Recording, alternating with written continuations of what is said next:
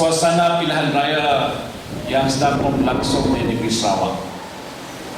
Dan pada 16 hari bulan, hari penentu bagi kita untuk melihat supaya rakyat di negeri Sarawak ini sekali lagi akan memberikan mandat baru kepada Barisan Nasional untuk 5 tahun yang akan datang mentadbirkan Sarawak untuk menjadi salah sebuah negeri yang termaju di Malaysia. Oleh sebab itu, kita mahu supaya dalam keadaan sebegini kita yang menjadi penghuni yang ada di kawasan ini memberikan perhatian yang serius, yaitu nak menentukan supaya Barisan Nasional ini terus disokong oleh rakyat yang ada di sini, karena kita sudah mencipta banyak sejarah kemajuan yang telah pun kita capai sejak dahulu sampailah ke hari ini. Kita mahu supaya usaha-usaha pembangunan yang telah pun kita lakukan ini berterusan, tidak terhenti setakat ini. Kita mahu supaya usaha-usaha untuk memajukan penduduk-penduduk yang ada di Lambir yang sudah sekian lama dibantu oleh Barisan Nasional ini terus dibantu supaya penduduk di sini akan juga menjadi penduduk yang maju dan berjaya. Saya menyebutkan begini ialah karena pimpinan negara kita, yaitu Perdana Menteri kita Datuk Seri Najib Tun Abdul Razak, sejak beliau mengambil alih pentadbiran negara sebagai Perdana Menteri, bercakap tentang satu perkara yang agak pokok, perkara yang amat penting, yaitu istilah yang beliau sebutkan ialah transformasi. Ialah walau di Lambir ni agak perkataan ini besar maknanya, tapi saya nak sebutkan sini untuk menyanggah. Sanggah itu mana untuk menolak apa yang disebutkan oleh pihak parti pembangkang waktu dia melancarkan manifesto. Dia kata jom ubah. Betul. Dia ada dia punya sign, papan-papan apa yang dinaikkan, poster, dia kata jom ubah. Kita buang di Barisan Nasional. Ini parti tak berguna untuk kita di Sarawak. Betul. Transformasi kerajaan. Kemudian Perdana Menteri kata tak cukup dengan transformasi kerajaan, kita cakap tentang transformasi ekonomi. Ini soal masa depan kita. Kita bukan soal jom ubah saja, kita mahu melaksanakan perubahan besar dari segi ekonomi. Kita sudah kenal pasti 12 bidang utama yang penting yang harus kita bangunkan. Termasuklah di negeri Sarawak ada sekolahnya, ada sektor-sektor luar bandar pertaniannya, ada sektor pembinaannya, ada sektor pembuatannya, ada sektor pelancongannya. Ini bidang-bidang yang kita percaya boleh menjana pendapatan kepada rakyat kita. Itu juga disebutkan transformasi. Ketiganya transformasi dari segi politik. Macam contoh di sini, bila sampai masa yang lama akan diganti, Ketua Menteri pun dah beritahu dia akan bersara. Saya kesian beliau dalam tempoh pilihan raya ini orang hantam dia, macam tak mengenang jasa dan budi. Saya kira kita tak boleh orang kata buat begitu. Bila sampai masanya akan ditukar di sini ganti, kawasan di sini pun yang bekas yang berhormat yang kata menyokong kepada calon baru kita diganti oleh orang muda. Transformasi sebegini penting untuk meneruskan perjuangan kita supaya tidak terhenti setakat yang ada. Mesti kita maju ke hadapan. Jadi saya membicarakan soal yang lebih besar daripada soal perubahan. Apa yang mereka nak ubah? Kalau menjadi tikus membaiki lagu, maknanya dia fikir dia boleh baiki, tapi bila dia mau baiki jadi lagi teruk. Macam itu parti yang ada simbol mata lebam itu. Ingat apa itu? Parti Anwar Ibrahim. Satu, Anwar Ibrahim pun menghadapi masalah besar. Betul tak? Betul. Ada baca surat khabar? Ada tengok tu video? Saya tak tahu. Saya pun baca sama-sama. Dia menghadapi masalah, dan bukan dia sahaja. Kepimpinan dia ditolak oleh orang-orang yang dahulunya bersama-sama dengan beliau. tubuh PKR ini. Saya pun kawan baik juga dengan beliau dulu. Kami sama-sama dalam pemuda. Waktu jadi timbalan menteri, saya jadi menteri. Tapi lepas itu dia sudah hilang panduan. Dan partinya semakin hari semakin mengecil. Sebab itu PKR itu maknanya parti kian runtuh. Slowly declining. Apa tidaknya pemimpin, tokoh-tokoh utama semua sudah meninggalkan beliau. Jadi dia terkonting-konting katanya. Mungkin akhirnya hanya 3 yang tinggal. Satu Anwar Ibrahim, 2-nya Wan Azizah, 3-nya Nur Izzah. Anak beranak saja. Ini parti anak beranak tak boleh menjamin masa depan kita semua. Apalagi dengan keadaan dia mentakdirkan negeri Selangor. Menteri besar dia Khalid. Konon dia cerita kalau mau cari contoh negeri yang baik yang telah dibangunkan oleh PKR, tengok Selangor. Siapa yang majukan Selangor? Tuan-tuan tahu?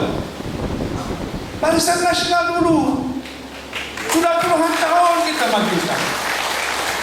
Lim Kuan Eng daripada DAP dia kata kalau mau lihat contoh negeri yang baik pergi Pulau Pinang. Dia baru 2 tahun, 3 tahun. Yang sudah maju ke Pulau Pinang daripada dulu Barisan Nasional. Cuma dalam pilihan raya depan dia tersalah pilih. Dia pilih orang macam ini. Nak katakan maju, tidak maju.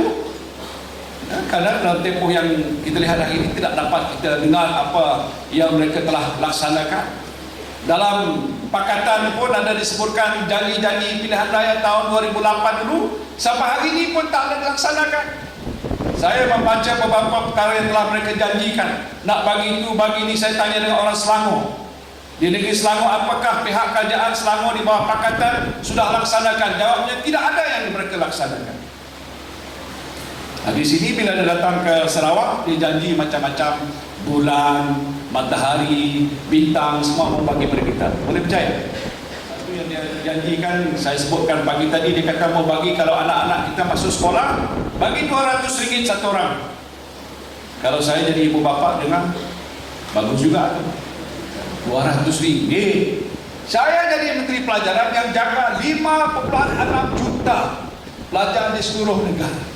Masuklah di Lambir. Tuan-tuan hantar aja anak ke sekolah, tak ada bayar apa-apa. Bayar sikit-sikit lah itu yang apa PIBG minta. Tapi semuanya perbelanjaan ditanggung oleh pihak kerajaan. Education is free. Kita bagi percuma. Percuma daripada rakyat.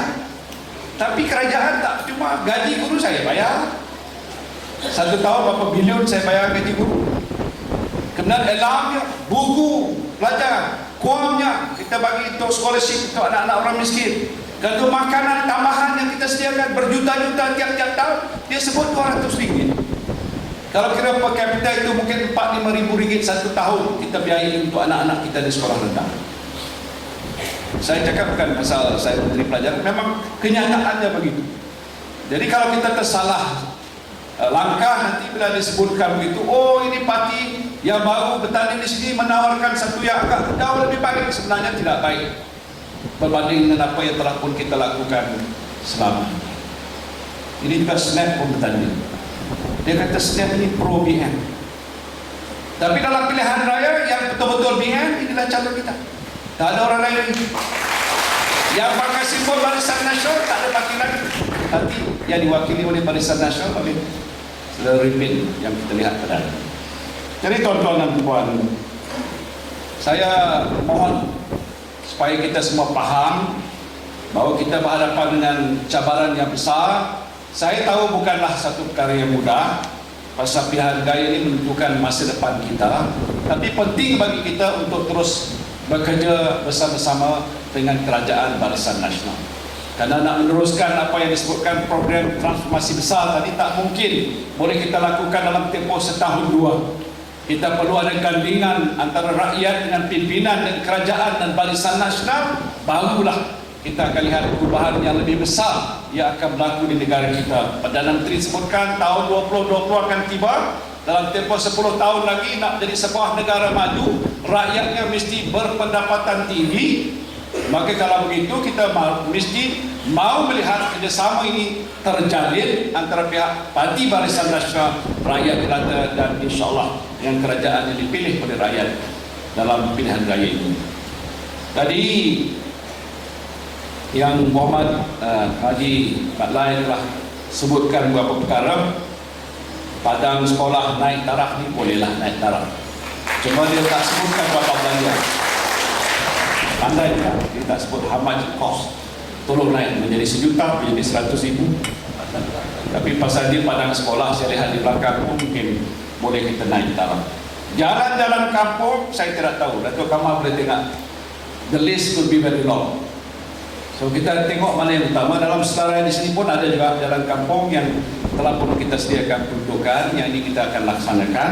Mana yang belum tersenarai, macam mana biasa, ada rancangan Malaysia ke-10, dia ada 2 kali pusingan. The first rolling budget dan kedua second rolling budget. Kalau tak masuk dalam senarai yang pertama, dia masuk dalam senarai yang kedua. Jadi kalau boleh kita pilih-pilih mana yang paling utama, yang paling penting, yang itu kita akan dudukkan. Selain daripada itu, soal jalan-jalan kampung hampir semua sudah disenaraikan dalam NKRA infrastruktur luar bandar.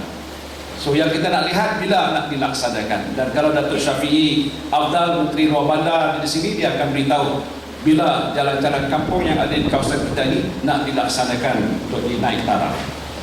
Soal peparitan, mungkin baru ini pun PM sudah luluskan 2 juta bagi setiap ahli parlimen yang Muhammad pun tahu. Jadi saya kena beritahu pada penduduk dia, ahli parlimen dapat 2 juta baru ini. Ya saya tahu mungkin tak dapat mencukupi kesemuanya. Tapi itu harus dapat digunakan di mana yang amat diperlukan dahulu, supaya tidak adalah kawasan-kawasan yang banjir, yang tenggelam, tidak ada kawasan-kawasan lembah, dan ini perlu dikeringkan. Jadi dengan peruntukan 2 juta permulaan itu, maka saya harap dia dapat digunakan dengan sebaik. Kalau ada kekurangan, itu kalau orang Indonesia kata bisa ditambah sedikit lagi kalau ada yang kurang itu. Tidak lain dan tidak bukan untuk mohon bantuan pertolongan supaya semua pengundi di sini akan menyokong kepada saudara Rifin Laman Tenaga, dan tentu boleh menggerakkan usaha-usaha supaya Lambir ini juga tidak tertinggal, mesti sama maju, sama ke depan bagaimana kawasan-kawasan lain yang ada di seluruh negara. Alright, okay.